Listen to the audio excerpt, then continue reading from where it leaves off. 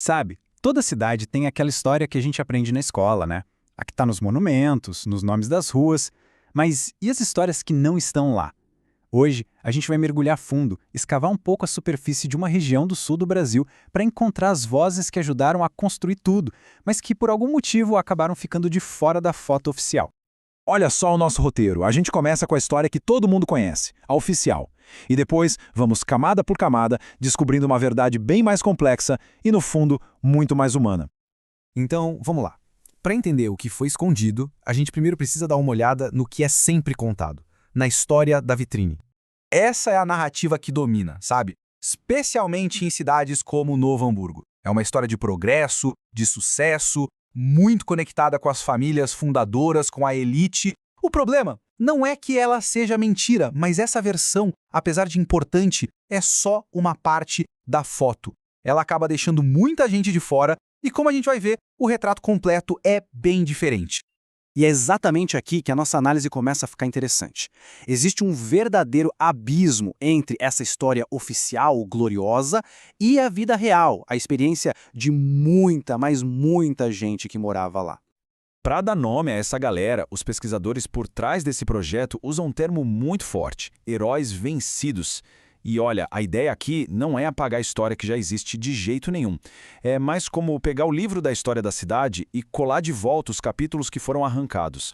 Então, o resumo da ópera é esse aqui. De um lado, a gente tem uma história bonita, limpinha, de sucesso industrial e de grandes fundadores. Do outro, uma realidade bem mais bagunçada, cheia de nuances, conflitos e criada por um monte de gente diferente, muitos deles marginalizados. É exatamente essa segunda versão que o projeto Contos do Vale dos Sinos está tentando documentar.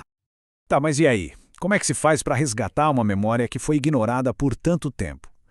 Bom, a resposta está no método, na forma como essa busca é feita. O foco da pesquisa não é nos grandes eventos históricos, não. O interesse está no dia a dia. Como as pessoas viviam, como era o trabalho delas, como elas viam a paisagem mudar ao redor. É sobre entender na prática, na pele, as experiências que realmente moldaram a cidade. E aqui tem um ponto que é fundamental. A escolha de quem entrevistar não é aleatória. Ao focar em mulheres negras e idosas, o projeto está indo direto na ferida, sabe? Está confrontando a narrativa oficial que praticamente apagou a contribuição gigantesca desses grupos. O método deles parece um trabalho de detetive misturado com um de artista. Primeiro, eles mapeiam quem são as pessoas-chave. Depois, conversam por horas, gravando tudo, fotografam as pessoas, os lugares e, no final, transformam tudo isso, essas memórias tão pessoais, em textos, em crônicas, em filmes. Tudo para garantir que essas histórias não se percam de novo. Agora chegou a hora da gente ouvir um pouco do que essas vozes, que por tanto tempo ficaram em silêncio, têm a dizer. E olha, o que vem por aí é bem forte.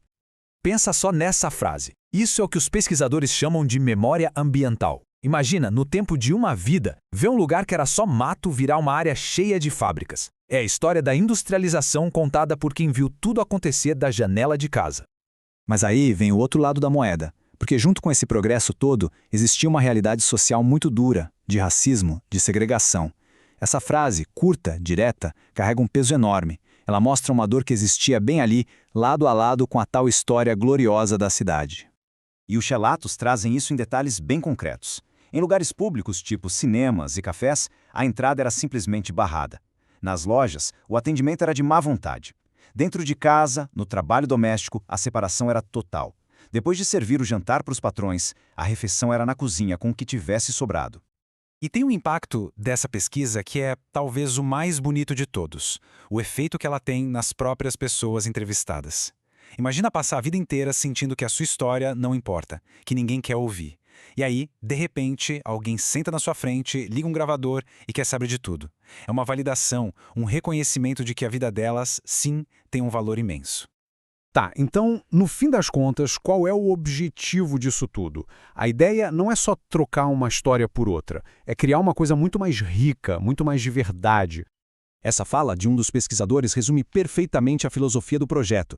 O que interessa é essa cidade com ruído. Uma cidade que não tem medo de mostrar suas contradições, seus conflitos, seus dilemas. Não é uma cidade de heróis perfeitos nem só de vítimas. É uma cidade de gente, uma história humana.